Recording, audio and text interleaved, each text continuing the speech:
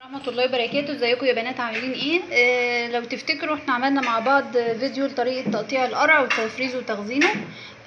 اول حاجة هنا انا هعمل النهاردة معاكم القرع. اول حاجة هنا انا مطلعاه زي ما انتم شايفين كده، كنت مكيساه في الفريزر فطلعته لحد لما فك خالص عشان نعمله.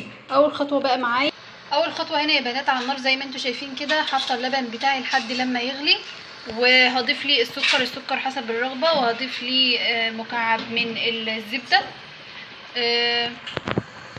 وكمان هضيف الفانيليا ليه، واسيبه لما يغلي بقى واحط اضيف ليه القرع بتاعي. دلوقتي اللبن غلى اهو يا بنات، هنزل عليه بقى بالقرع بتاعي،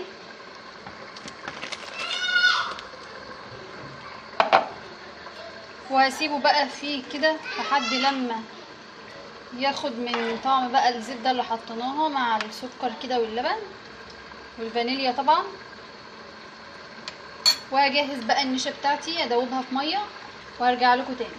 ودلوقتي يا بنات القرع غلى اهو كمان مع اللبن، فدلوقتي بقى هنزل بالنشا بتاعتي. والنشا طبعا انتي حسب المقدار بتاعك بتظبطيها، ان في نشا بتربط بسرعه ونشا لا، فانتي حسب بقى النوع اللي عندك هتكوني انتي عارفه المقدار اللي هتحطيه. هنزل بالنشا بتاعتي كده وهقلب بقى على طول علشان ما يكتلش معايا. زي ما انتوا شايفين كده يا بنات القرع بتاعي خلص، فتقدروا تعملوه كده اطباق زي ما انتوا شايفين كده، وتضيفوا ليه كمان جوز الهند.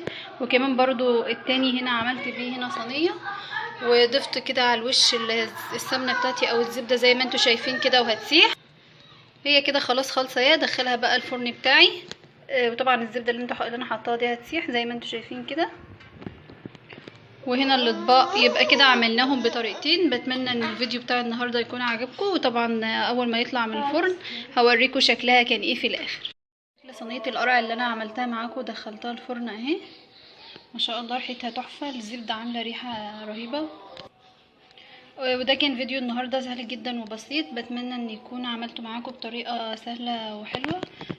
وبتمنى ان يكون الفيديو بتاع النهارده عجبكم. ما تنسوش تشتركوا في القناه اللي لسه مشتركش، وفعلوا الجرس عشان يوصلكم كل جديد.